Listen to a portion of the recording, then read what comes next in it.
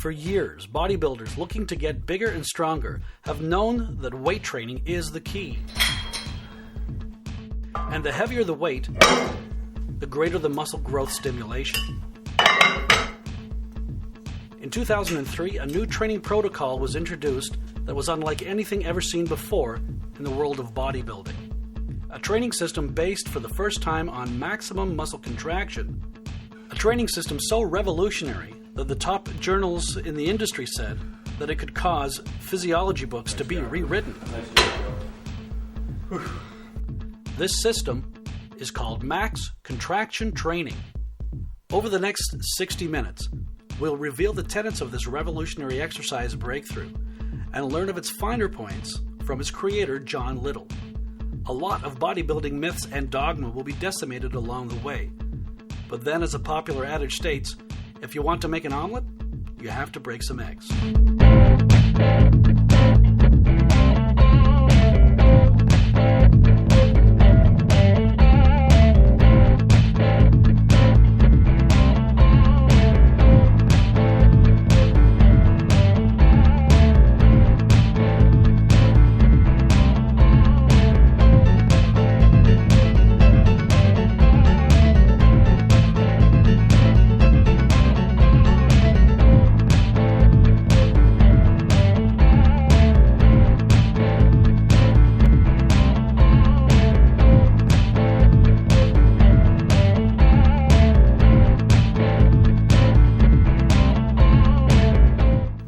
Contraction evolved out of a deep desire to find a better way to exercise.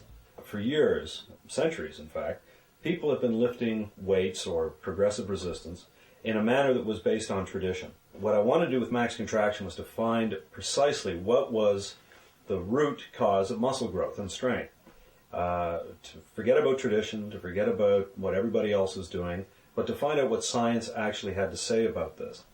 And that required not looking necessarily at the history of bodybuilding so much as it did looking into physiology textbooks, finding out what studies were done, what they had to say about hypertrophy or muscle growth, how muscles got stronger. It wasn't long into my research when I happened upon the works of a physiologist by the name of Muller out of Germany. And in the 1950s, Muller did an interesting thing. He spent 10 years studying the cause and effect relationship of muscle growth. And what Muller did was that he found, or studied different protocols. He found that 3 sets of 10, 4 sets of 12, training every day, training once a week, training 3 times a week, what would yield the quickest gains in strength and size. He found, after his 10-year study, that a 6-second contraction held in the fully contracted position would build strength and size as fast as it could be created. But his studies were largely ignored by the scientific community, or small members of the scientific community took notice, such as Dr. Arthur Steinhaus out of Illinois. But it never filtered down to the bodybuilding magazines or to the people that could make the best use of it, the best practical use of it, the bodybuilders. His research was fascinating because it took a muscle into a fully contracted position and kept it there for 6 seconds. He later refined that and found that a 1-second contraction, a maximal contraction, would do the same thing.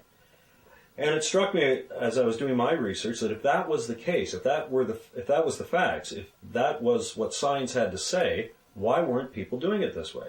Muscle really does 2 things. It contracts and it relaxes. And that if overload is employed on a muscle when it is contracted maximally, that was really the 2 requisites of stimulating maximum growth, that the muscle be in a fully contracted position, number 1, and number 2, sufficient overload be imposed. And conventional bodybuilding exercises, which were compound exercises like squats and bench presses and standing barbell curls, really didn't provide the correct physics to maximally or thoroughly stimulate a muscle. For example, in a bench press, when you're pressing out, your elbows lock out, which means that the effective resistance to the muscles has been shut off. You're now doing a supportive exercise rather than a contracting exercise. Moreover, when you're doing an exercise like the bench press, in the thought of you're going to train your chest, what really happens is that about 60% of the training stress is borne on the triceps and the anterior deltoids and the forearms. That leaves about 40% for the chest. 40% is not 100%, therefore it wasn't 100% stimulation. You weren't doing all that you could to thoroughly stimulate your muscles. So isolation exercises, providing you could have resistance in the position of full contraction, which for the pectorals is this position here when the arm is across the midline of the body, were ideal for that. So I devised a protocol. This is back in about 1984. The thought, interestingly enough, came to me in a Greek history class. I still have the notes from that time, to define a series of exercises that would involve the fully contracted position of a muscle, much like Muller's studies, and to increase the overload and find out what kind of gains or greater gains could be had by training this way. And the results were absolutely astounding to me. People were doubling their strength inside of 2 months, and individuals were gaining anywhere from 20 to 30 pounds of muscle mass. And the reason really isn't surprising when you understand how muscles work and how muscle growth is really an adaptive response of the body to the stress of exercise. There's an analogy, it's been used many times in high-intensity training circles, but it happens to be an apt one. If you went out in January to attempt to get a suntan, you could be out for hours with absolutely nothing to show for your efforts. If you go out in the midsummer sun, only a few minutes of exposure to the ultraviolet light, which is of a more intense nature because the sun's directly overhead in midsummer, is sufficient to cause an adaptive response from the body in the form of a tan. Well, weight training similarly is a stress on the body. Ultraviolet light, admittedly, is a stress on the skin, but high-intensity training is a stress on the muscles. And the greater the stress on the muscles, the higher the intensity, the quicker the adaptive response. And like the sun analogy, you can either have low intensity, like January, the sun in January, or high intensity, like the sun in the summer. But more than that, with weight training, you can actually increase the resistance or the intensity at will. You can literally, to use our analogy, bring the sun a little bit closer to the earth so that you cannot tolerate as much exposure to the training stress. But the response is that much more dramatic. And that's what max contraction training is, essentially. It's efficient training. It's to have not high intensity, but maximum intensity. The higher the intensity, the greater the muscle fiber recruitment. The greater muscle fiber recruitment and stimulation, the greater the growth. Although max contraction has been promoted in bodybuilding publications, it's first and foremost a strength building program to make you stronger. And there's a host of physical benefits that attend being stronger, as Tony Robbins pointed out in his introduction to the max contraction training book. Everything from preventing osteoporosis to increasing metabolism to better posture to more endurance to greater strength. All of these and then some. And that was our interest because that makes a more efficient human being, one who's better able to enjoy life when they're stress-free and have an ample supply of strength. The physique, the physical component, the body beautiful, if you will, happens to be a byproduct of this. Just like 2,000 years ago, the strongest men happened to be the best built men. That wasn't what their goal was. They weren't coming out to just simply to look great. That was a benefit that attended the development of strength. In bodybuilding today, a lot of magazines put the emphasis on cosmetics, on appearance, with the result that they don't have a lot of function. I remember one world-class bodybuilder that an associate of mine, Bob Wolf, and I were going for lunch with in Santa Barbara. And we parked the car, and the restaurant was about a block and a half away. And as we were walking, Bob and I were talking, and we didn't realize this fellow had dropped behind us. And we looked back, he was bent over, exhausted, gasping for air from walking from a car to a restaurant. Now, this is a fellow who's not strong, obviously, even though he looked like he could move a mountain. But it speaks to the problem with these drugs that they have on the cardiovascular effect and on overall health and fitness. If someone told me once that the fellow who wins a bodybuilding contest is typically the unhealthiest man on the stage, and I believe that. I remember standing over a bodybuilder who had dropped, passed out, because he was not only taking steroids, he was taking diabetic medication, he was taking insulin, and a host of other drugs, which just sent his electrolyte balance completely haywire. He dropped, he almost died. He had to be taken to a hospital. They had to put him on intravenous. The audience didn't see this because this was backstage. And he was released from the hospital just in time for the evening finals. And he came out and went through his routine. The audience applauded. He didn't even place in the contest. And the point is, this gentleman almost died for what? Nobody today knows his name. Put his life at risk for a moment of what? Maybe you get a picture in a magazine. It's not worth it. Train for health and fitness for your own benefit so that you can be fit, you can be healthy, you can be better able to face the challenges that life throws at you. you'll get a great physique as a byproduct, but it's not the goal or direct purpose of what this training system is about. Max Contraction Training has attracted people from all walks of life, from homemakers and bodybuilders to peak performance coaches such as Tony Robbins.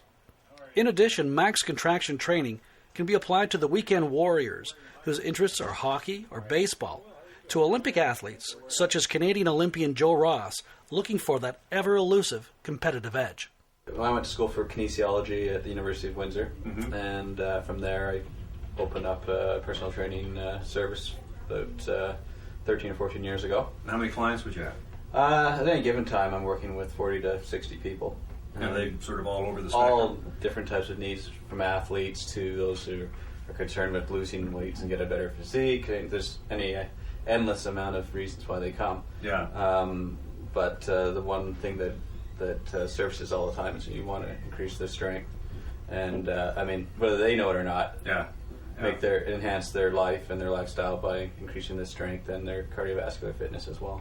Now, about your background, because obviously you're bringing background to kinesiology, that's terrific, but you also have a lot of hands-on experience beyond personal training. I mean, what was your athletic background? Well, I had a very athletic childhood, of course, but into the formal training, I was on the Canadian track and field team in 400-meter hurdles and 110-meter hurdles. How far did you get with that? I was Canadian champion.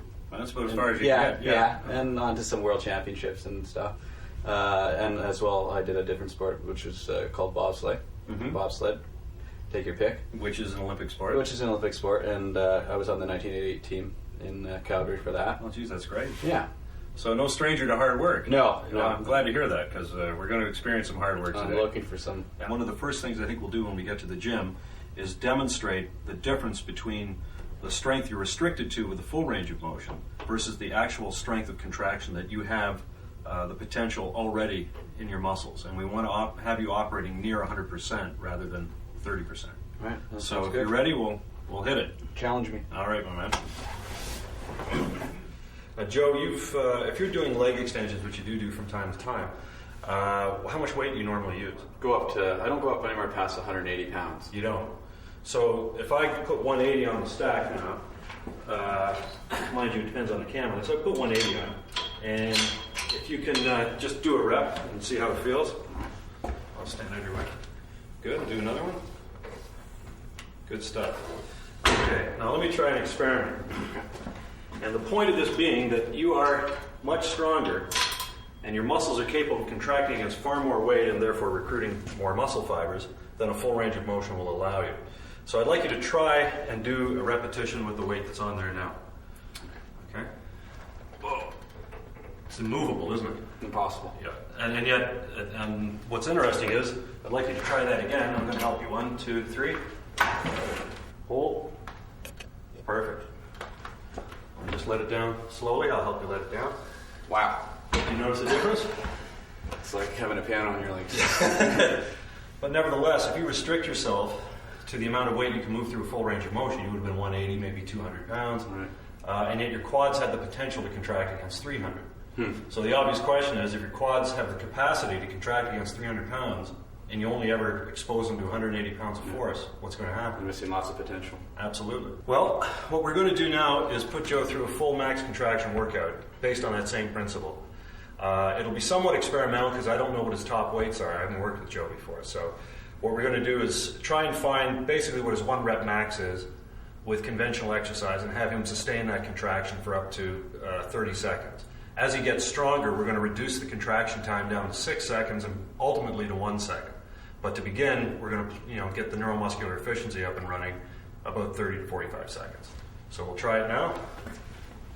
Start it fresh. That would be more weight than you would normally use. That was just for an experiment. But let's try maybe 240 or 225. And I don't know if you can do a full range. If you can on your own, that's great. If not, I'll help you do it. It's going to be heavy, but okay. Good. And hold. 1, 2, 3, 4, 5, 6, 7. Don't forget to breathe. 8, 9, 10, 11, 12, 13, 14, 15, 16, 17, 18, 19, 20. 10 to go. 21, 22, 23, nice job, 24, 25, 26, 27, 28, 29, down slow. Nice job. How did that feel? Good? Yeah. Big difference in the quads? Now, you wouldn't need to do 20 sets of that, would you? No. Actually, what I like about that, too, is it really forces you to concentrate on what you're doing. Right. And there's no learning curve for form, which there is in some things, like super slow protocol, 10 seconds up, slow turnaround, 10 seconds down. Other exercises, you've got to learn the technique. And also, moving a muscle through a full range of motion exposes the joints to a lot of shear forces. You don't have that with this. It's just you either have the strength in your quads to contract against it or you don't. And in this case, you obviously did. So nice job. We'll move on to the next exercise. All right. You may want to plug in, I'm going to guess you're about 80 pounds out of this. So that's too light what's on there now. Something that you're going to have real difficulty holding for 30 seconds, but that you can get into the fully contracted position. 80 pounds. 80 pounds. Okay.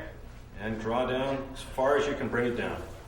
And hold it. 1, 2, 3, 4, 5, 6, 7, 8, 9, 10. You're feeling it now. 11, 12, 13, 14, 15, 16, 17. It's coming up. Pull it down. 18. That's it. 19, 20. Full contraction. 21. 10 seconds. 22, 23. Drop back, Joe. 24, 25, 26. Draw it. 27, 28, 29. Up slow. Up slow. Better up slow. Nice job. How are the hamstrings feel? Fried. Well, I'm going to give French fries. You did about 25 before it started to move, so I'm putting you in for 25 seconds, which is good. Next time out, you'll probably exceed 30. But you'll also find that your strength is going to skyrocket on this exercise. That's what we're looking for. That's right. Well, good job. Next, we'll move on to calves.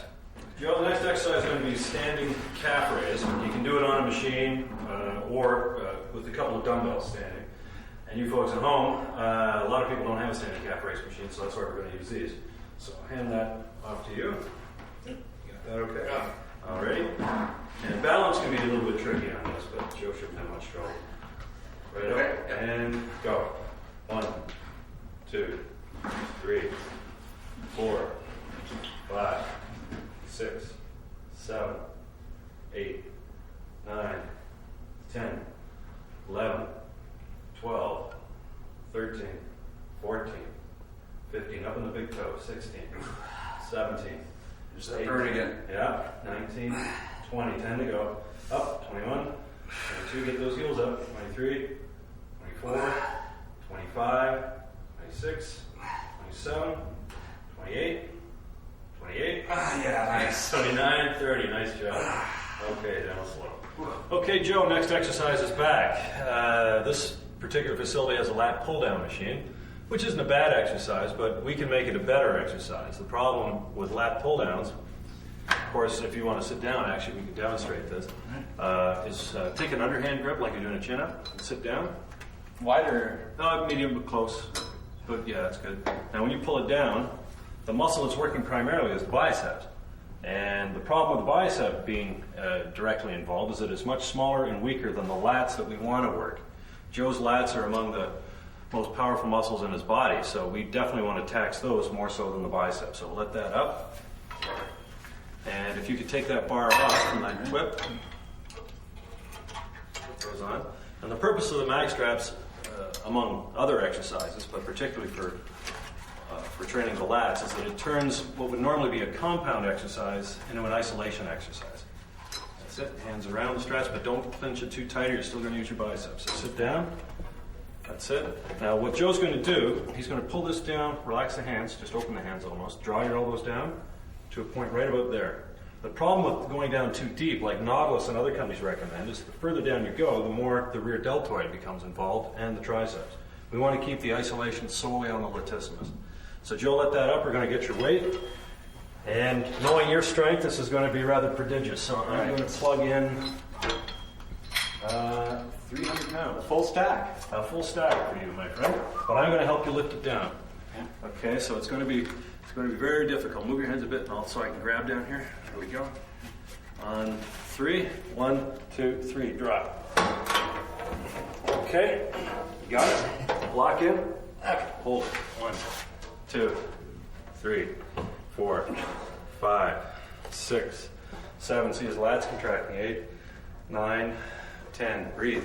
11, 12, 13, 14, 15, 16, 17, 18, 19, 20, 21, 22, 23, flex, 24, draw them down, 25, 26, 27, 28, 29, and up. Nice job.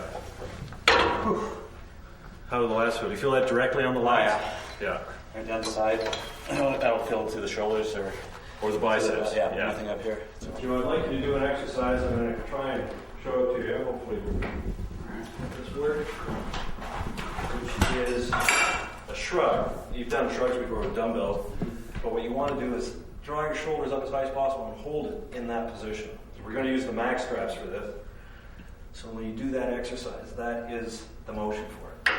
And I want you to hold that for 30 seconds. So pull it up tight, Joe, and hold. 1, 2, 3, 4, 5, 6, 7, 8, 9, 10.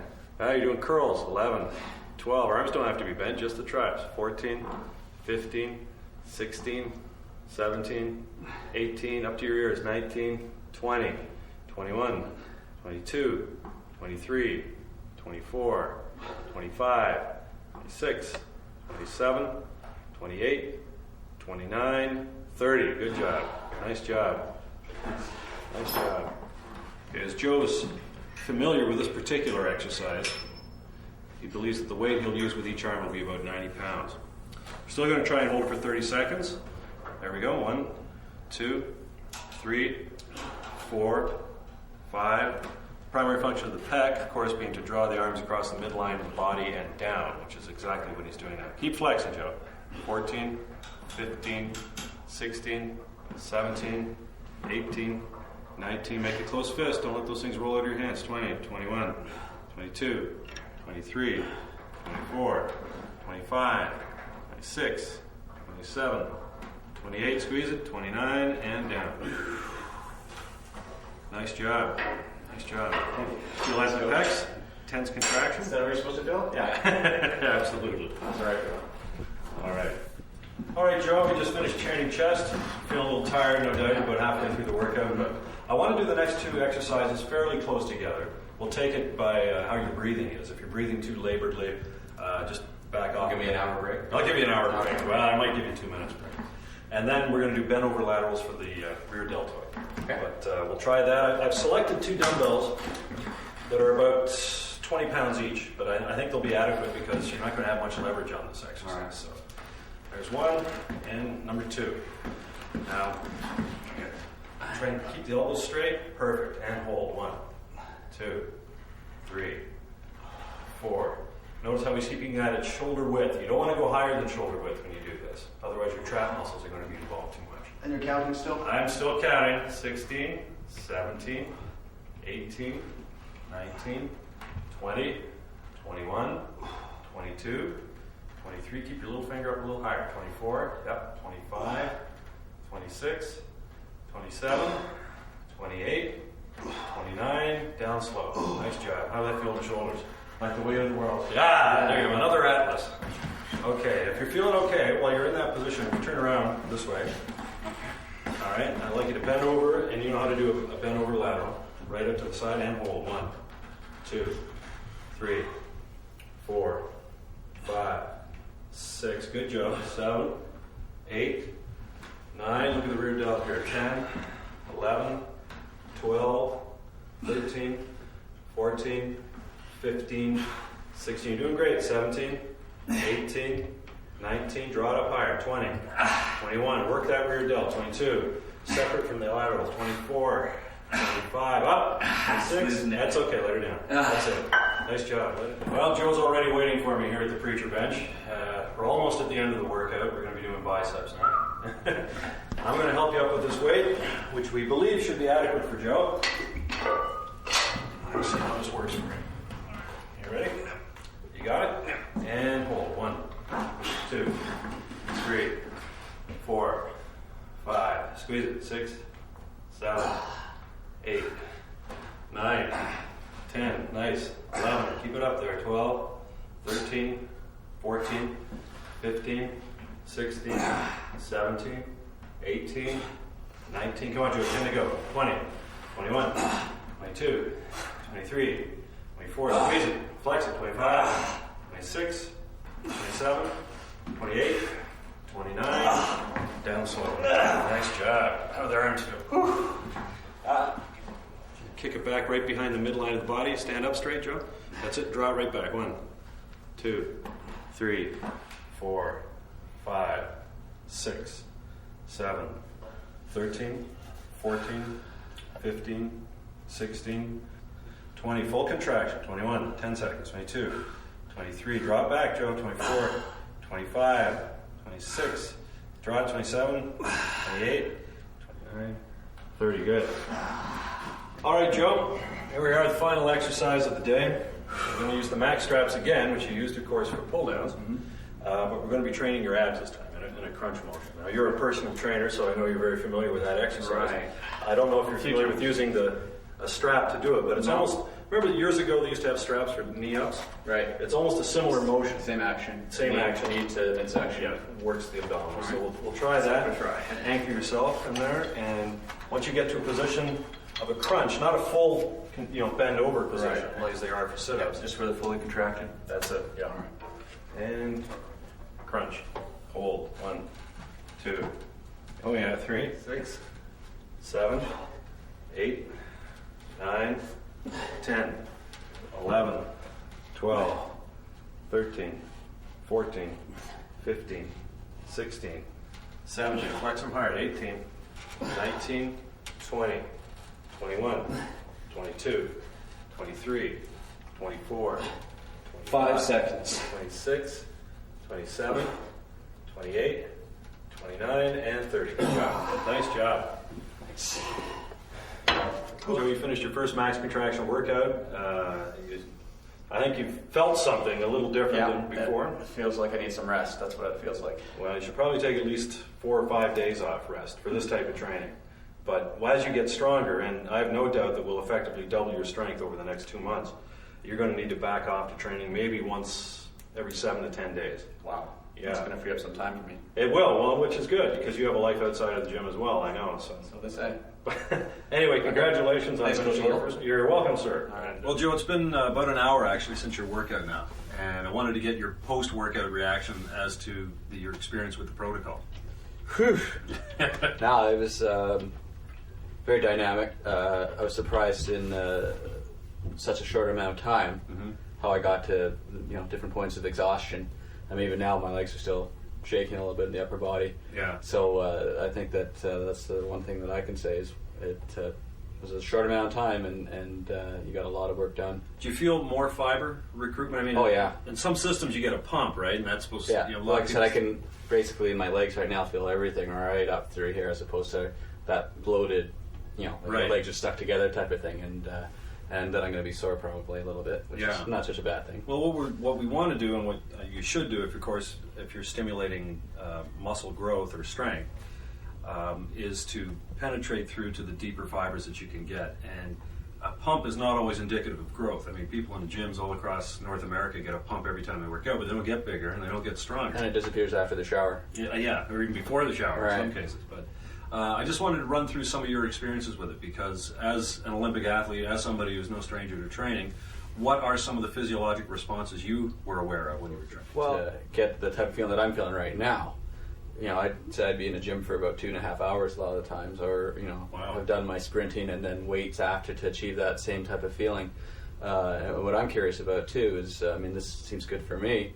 A lot of my clients who have busy careers and have time spent away from home, they want to get back as soon as possible, and everyone's always wanted to get a bit of a shorter workout in but get great results, and Right. this seems to be down that pathway. I'm very impressed with it. Well, it's certainly more efficient. I mean, and it has to be. I mean, intensity and duration exist in an inverse ratio to each other, and studies have shown that the more intensely you do an activity, the greater it is for strength and size benefits. Whereas duration doesn't really affect muscle size or strength so much. It helps with cardio and things like that.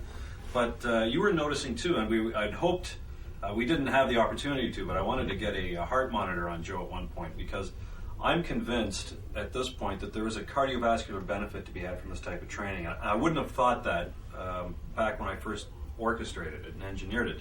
I thought it was initially for strength, and if you wanted cardio, well, you've got cross-country skiing or you've got running, and it's basically a strength training program. But most of the feedback I'm getting now, in addition to the research that I'm doing and experimenting with, is that this does provide a cardiovascular benefit.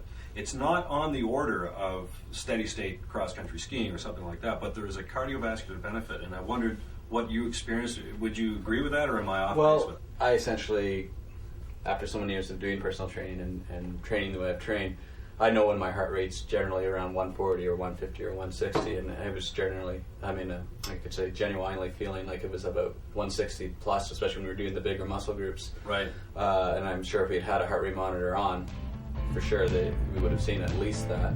And I'm so interested in that I'm going to go home and start trying this with the system. The question often comes up, what about diet? How do I eat to maximize my muscular gains, or gains in strength and size? And the answer is so simple that it's almost commonsensical, which is simply eat a balanced diet, a well-balanced diet. You don't need supplements. You do not need special bodybuilding foods. There is no such thing. There's macronutrients. You have the fats, proteins, and carbohydrates. And all reputable nutritional scientists will tell you need 60% carbohydrates, but 25% protein, 15% fats, period. That's all you need. And the reason is that you don't need tremendous amounts of protein, because protein requirements are contingent upon an individual's body weight. Activity levels have absolutely nothing to do with your protein requirements. Whether you're a 200-pound linebacker or a 200-pound secretary, your protein requirements are based on the fact that you weigh 200 pounds. It has absolutely nothing to do with your activity. What activity levels determine your need for is carbohydrates. Carbohydrates are the fuel of high-intensity muscular contraction. In fact, with max contraction, you're fueled largely on ATP stores, which stay in the muscle for up to 10 seconds of contraction. As a typical max contraction set lasts between 1 and 6 seconds, there's absolutely nothing supplemental you require to be able to engage in that. But after a workout, you've burned primarily carbohydrates, so if you're looking to replenish some of the nutrients that were used up, a glass of orange juice will suffice. You don't need a big protein supplement. And again, as protein is contingent upon body weight, you just need to consume on a daily basis the amount of protein required to sustain a particular body weight, period. Nutrition has been overemphasized for commercial reasons. The supplement industry, for example, is an $18 billion a year industry. And at that price, you can bet that there's going to be an awful lot of deceit, corruption, and falsehoods propagated in the name of building a better body. It doesn't. People have built massive muscles for thousands of years without recourse to special supplements. And the best way to prove this to yourself, if you happen to be in a secondhand bookstore someday, look through the old magazine section and try and find some old muscle magazines dating back from the 50s, the 60s, the 70s, and take a look at what the supplement du jour happened to be. In some cases it was bee pollen, then it was brewer's yeast, then it was desiccated liver tablets. At one point there was a supplement called Orchic, which is pulverized bull testicles, which sounds lovely, but it's something the bodybuilders felt they needed to take. Then it was milk and egg protein powder. Then it was amino acids. And then a whole slew of meal replacements came out, from Metrics on down the line. None of these supplements will build an ounce of muscle, without training, of course. They're inert by themselves. The only thing that nutrition does, it's a secondary factor in the growth process, because studies have been shown that muscle can be grown on a starvation diet. That being true, how important or must-have are these supplements? And on a similar note, try and find Orchic today. You can't find it. So how must-have are these supplements to building muscle? They're not. It's a business enterprise. When I went out to California to write for a popular bodybuilding magazine, I was under the impression that the magazine that I was working for was actively involved in science. They wanted to know how muscle was stimulated to grow, what nutritional factors played a role, and how they could be augmented. And I was really disillusioned when I went out there and found out that it was all about marketing and supplements. They didn't care about science. They didn't care really about the reader gaining additional muscular strength and size. They cared about the reader buying their products. And it struck me at that point that it was in the vested interest of the publishers of these magazines to have you fail at your task of building bigger muscles and a more muscular body. Because if you succeeded, you don't need the magazine. You don't need the products they sell. You've already achieved your goal. But if you fail, well, then you're going to start doubting things. You're going to start saying, oh, maybe it's my nutrition. Maybe I should try this supplement that they're selling. Or maybe I need new equipment, and they happen to be selling this type of exercise bench. Maybe I need to change my training routine. And so bodybuilders begin to panic, and they head down a slew of different directions, all of which takes them further and further away from the truth and further away from their goals. Muscle growth is very simple. Muscle does three things. If you overload it, it gets bigger and stronger. If you lift the same amount of weight, it stays the same. If you lift a less amount of weight or no weight, it gets smaller. That's what it does. It's not like the pancreas or the kidneys. It's not a complicated tissue. So if you overload it on a progressive basis, you get bigger and stronger. But as you get bigger and stronger, your energy output increases. Obviously, it takes more energy to move 400 pounds than it does to contract against 30 pounds. And as a result, the greater the energy output, the longer it takes to put it back into the body. So you have to take time off between workouts to allow the body to replenish its energy reserves and to recover from the workout, the exhaustive effects of the workout, and to grow bigger and stronger.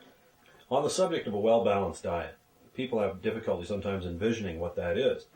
But it's really very simple. If you sat down for dinner and you had a 6-ounce portion of steak or chicken, you had a baked potato, and you had a green salad, you've got it covered. You've got it covered. You have your greens, which have vitamins and minerals.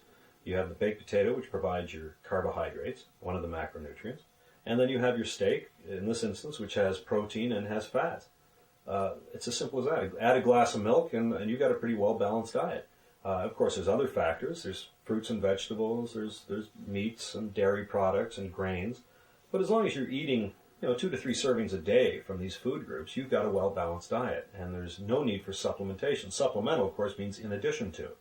And if you're getting a well-balanced diet, by definition, you're getting all the vitamins, nutrients, and minerals you require for your body to be fit and healthy.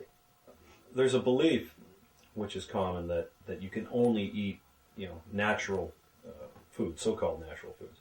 You only get your carbohydrates through a baked potato or a squash or corn or rice or things like that. And that's true for the most part. I mean, that's the way you should get your carbohydrates. But the world's not going to stop revolving if you eat a Snickers bar. To your bloodstream, for it to be used by the blood, it has to be broken down into its molecular components anyway. And to your bloodstream, a carbohydrate is a carbohydrate is a carbohydrate, irrespective of its source. I know that Mike Mentzer, for example, when he was training for a contest and looking to get ripped up, would be eating ice cream, muffins, carrot cake, right up to the day of the contest. He knew that as long as his calories were below a maintenance level, he would be losing body fat. And he also knew that he needed the carbohydrate content in order to fuel his high-intensity workouts to maintain his existing muscle mass. So if you feel a hankering on occasion for a candy bar or a slice of cake, don't worry about it. Just make sure that in your calorie ledger that it's not putting you over your maintenance need of calories, because that's how you're going to gain fat. But to your body, it doesn't really matter. Ideally, in long term, it's not a good thing to eat exclusively sugars and refined sugars and things like that, because there's not much nutrition in those. In a candy bar, you're not getting vitamins and minerals that you need for a well-balanced diet, which would attend eating a baked potato, for example. So it's best to make the natural foods your staple. But if you deviate from time to time, don't worry about it. Don't beat yourself up over it. The world's not going to stop revolving. Your head's not going to explode. And your body's not going to suffer for it. So, as Mike Mentzer used to say, be a bodybuilder, not a health food fanatic. They're two different things. I'm Erwin Heshka. I'm 39 years old. I originally met John Little 3 years ago when he moved back to Muskoka. Basically, back then I was working out with another fella 4 or 5 times a week in my garage with some free weights that we had. Wasn't really seeing much results. We were basically stuck in a rut. Every day we had to go work out, it was we didn't really look forward to it. It was something we had to do along those type of lines. But saw the Max Contraction John had done, and were really intrigued by it, and started in with the training with John shortly thereafter. And the results we saw right away were just tremendous as far as our workout, the amount of times we were spent working out, and the results we were seeing as far as the weights. My shrug went from we started around 400 pounds to over 1,000 pounds in a short period of time, and it was just incredible to see that type of weight jump.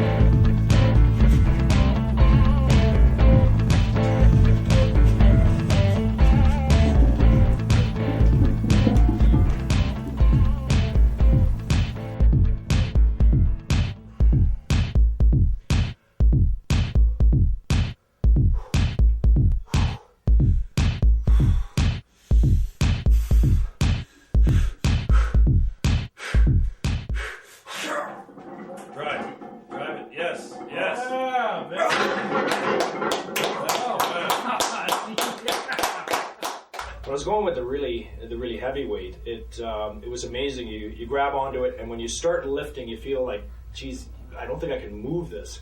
But as you continue to lift and really start to pull, it feels like the different fibers are kicking in, and basically it's all of a sudden it just comes up. The weight just seems to just lift off the pins, and it was really kind of an interesting feeling because there was a point where you kind of like are thinking, I can't lift this. But you just keep pulling, and all of a sudden it just seems like those extra fibers will then kick in, and the weight comes off the pins. Come on, keep it right down. Right down. Come on. 20. Come on, right down. Right down, come on. Right to your shoulder. Okay, down slow.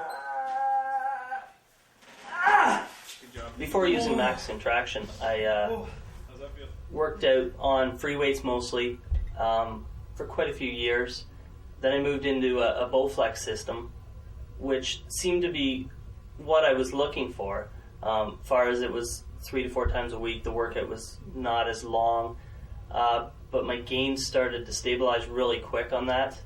Once I got involved with Max Contraction and John Little, 1 workout a week is all I was doing, which left a lot more time to do to other things with family, and the gains were just every workout I was progressing further and making gains, and which builds the incentive to keep coming back. Your workout time was substantially lower than doing it in my own home with my own training system, like with my Bowflex. Each and every workout, making the advancements I was making, going from 176 to 202 today, just keeps you coming, keeps you going back. Come on. I've been working out old school, I guess you could call it, for a few years now. And I was, unlike Clayton, I was really, really skeptical when I came across this Max Contraction. I've always believed in free weights, and then when I heard about Max Contraction through Clayton, I wasn't too sure of it, so he said, okay, come on over. John invited me over. First workout, went through a full body workout, and halfway through I couldn't even make it the whole way because it was just unbelievable. And ever since then, I've been stuck to it. I crave the workouts now. I really want to get to it, and every Friday or every week, once a week, about 10 minutes. We're in, we're out. It's nice. A lot of people, friends, family, my wife have noticed a lot of growth in both legs, my upper body. 1 workout a week, basically. I've dropped down from 3 and 4 times a week to once a week, and it's just been overwhelming. When I first started Max Contraction, I was about 192. I'm about 204 now. My family and friends and say that, there's some gains that have been made. They've been asking me about it. I'm bragging about max contraction. I've noticed it in my stamina with hockey, and I feel better. My breathing's better. Even if max contraction were the same as any other training system in terms of the results it delivered, it's still infinitely superior in terms of the savings in time it affords you to get those results. If any other training method, pre-exhaustion, 6 days a week, circuit training, and max contraction all yielded you, say, 20 pounds of muscle, and the one could give it to you in 10 minutes and the other took 50 hours, obviously the one that can do it in 10 minutes is a more efficient way to train. So even if the results were equal, which they're not, it's a much more efficient, more thorough, more scientific and precise way to train. There's a lot of misconceptions out there about women not wanting to use heavy weights or train too hard because they'll get big, and they don't want to be big, they just want to be fit. This isn't true, because muscle, in order to give you shape, needs to be toned, and that means that you need to train with heavy weights, as heavy as you can lift. You don't need to compare yourself to men, because obviously they're physically stronger than most women. So just training as heavy as you possibly can. I personally have 4 kids and a pretty busy life, which limits my time that I want to spend in a gym. With the max contraction training system, I can be in and out in 10 to 15 minutes, possibly twice a week, and still get good results. Well, max contraction offers a host of benefits to trainees, and particularly people that have been soured on the idea of training. A lot of people go into bodybuilding or fitness with the best of intentions. They've allowed themselves to get out of shape. New Year's rolled around. They've made a resolution they're going to get fit. This is the year they're going to get fit. And they enroll in a nearby health club. They believe and are told they should come in and make a real commitment, lifestyle change, 3-4 days a week. And initially, the first week or two, that's okay. They're making progress. They're getting stronger. Their body is adapting. But the reason for that is that the weights are very low when you start out. So you're literally too weak to overtrain. So what they do is they begin to train. They begin to get stronger. Their energy output increases, but they don't compensate with the days off to balance that. So they have full recovery, with the result that very soon, usually within 5 to 6 weeks, they're overtrained. They get up in the morning. They know it's a Monday, the first day of the week. They should be going to the gym, and they really don't feel like it. That's the last place in the world they want to go to. Now, that's their body telling them, don't go. We need more time off. But they take that as a personal failure. Oh, geez, here I go again. I can't stay with it. I'm starting to get that old feeling back. And eventually it grinds to a halt. They stop going. They're not as active. The fat starts to build up again because they're not expending the calories. And they're upset with themselves. They're frustrated. They feel, I can't do it. Well, they can do it, and you can do it. You just have to balance it. Train intelligently. Go in there and don't make it a complete lifestyle change. Make it an adjunct to your life. Initially, you'd start out 3 days a week. Your hold times on a max contraction might be 60 seconds, still anaerobic, but at the high end of it. As you get stronger, the hold times are going to be diminished down to about 1 to 6 seconds ultimately, and the training days per week are going to be cut back from 3 days a week, say Monday, Wednesday, Friday, to twice a week, say Monday, Friday, and ultimately to once a week, and then once every 10 days. That's all you need. Why would you want to spend 3, 4, 5, 6 days a week in a gym when you get the same results or better results training once a week for 10 minutes?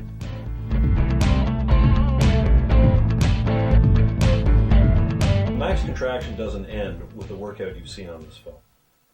We're still doing scientific testing. We're still innovating. We're still researching, and we have to. What we're interested now, and especially individuals such as myself, I have a very personal, selfish interest in learning about becoming more fit, totally fit. When max contraction was first created, it was designed solely for strength and size and building a more shapely physique. That was my interest at the time. Now I'm getting more interested in total fitness. As one gets older, of course, being healthy is of paramount importance. Having a 20-inch arm is not that important. So what we're doing now with some of our max contraction research is to find out what type of a training effect we can get for total fitness. How do we manipulate the variables, the facts that we know to be true regarding exercise, to give people total fitness in a more efficient manner. And we know that to get a cardiovascular effect, for example, you have to elevate your pulse rate to a certain target zone, which is typically 220 minus your age, and you have to maintain it within 70 to 85% of that figure to get a cardiovascular effect, and you have to sustain it there for about 12 to 15 minutes.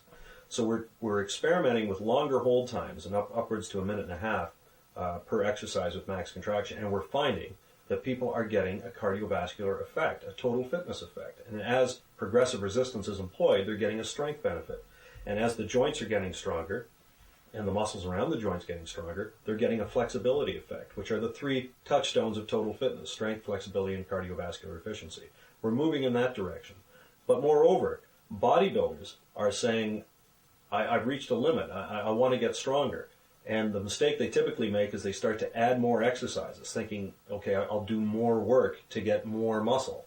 It doesn't work that way. Remember, intensity and duration exist in inverse proportion to each other. That's why the sprinter, who runs a short distance with more intensity, has much bigger, more muscular legs than a marathoner, who just does a lot of work. The duration or the work component, the volume of it, has absolutely no effect on strength and size. So we're working now on what is the next evolution. Where do you go after max contraction to get a more intense muscular contraction? I mean, how can you get more than maximum? Well, we're finding ways. And we're finding a lot of it has to do with subverting inhibitory mechanisms within the human mind and the human body. And as those developments become finalized and move from simply hypothesis to theory, we will let you know about that through our website and our other publications. But we're still working. Max straps is a perfect example of an innovation. We needed a direct form of exercise for various muscle groups. We found that home gyms, which is where most people train, they're limited by the equipment they have. And most of them feature compound exercises, which are going to limit the amount of muscle stimulation that you have. That's why we created MaxStrap. I met John about 2 years ago, and we started talking about weightlifting. And with that, John came up with a max contraction system. And we realized at that point we'd have to come up with some equipment that would take away from the weak links. And with the weak links, we wanted to get rid of our wrists. Our hands are the equation for a pull down, so we came up with a max contraction straps. And these straps will actually they go over your elbows, and you pull directly down, so it eliminates the hands grabbing onto a bar and pulling down. So with that in mind, we created a design, and we wanted to test these straps. So what we did was take it into a laboratory, and we tested the straps on a Tinius Olsen machine, which actually measures tension and compression. With this exercise, we needed to test the tension, the force. So what we did was hook the straps in, just like they would hook around your elbows, and then put them into the top. The machine, what it does is actually has two jaws. One jaw to pull down on the bottom of the max straps, and then one to pull on the D-ring of the max strap, just like you would simulate a machine, any exercise machine. Anyways, what we did, we started the test. It went up 1,000 pounds, 1,500 pounds, 2,000 pounds of force. So we thought the weakest link would be the stitching that goes around the D-ring. And what we found was that the D-ring was the weakest link. It broke around 2,100 pounds, just over 2,000 pounds. After we did the testing and the D-ring broke, we examined the straps further, and with that, the straps actually didn't show any signs of fatigue, so we know that the straps are more capable of going above 2,000 pounds. I think max contraction affords an additional benefit. Beyond simply people who want to look better, want to lose body fat, want to increase their energy, and want to get bigger and stronger. It's tremendous, we've learned in recent years, for rehabilitation. If someone has injured a limb and motion is compromised, the beauty of max contraction is you can train the muscle precisely in the range that you do have. And as the muscle gets stronger, the range of motion increases. It's better than forcing flexibility or range of motion into a muscle. I remember a friend of mine played pro football, and he damaged his knee. The anterior cruciate ligament almost ended his career. And when he got out of a cast, his knee was permanently bent at about 45 degrees. And the doctor said, ultimately we've got to get you more range of motion. But their solution to that was to put him on a table, face down, and actually reef on his leg to try and force it into that position. It was like something out of a medieval torture chamber. What you need to do is strengthen the muscle, strengthen the joint. The flexibility will come in time, but the beauty of it is it does not put shear forces on a joint. It's simply what you're capable of doing at that moment. And you will get stronger and your range will increase. It's a better way of rehabilitation. Max contraction training offers results far beyond simply developing a muscular physique. As Tony Robbins said, max contraction training provides you with a truly revolutionary approach to strength training that, when properly applied, will result in meaningful and sustainable physical results and will help you build a confidence in your own abilities that will permeate into all areas of your life.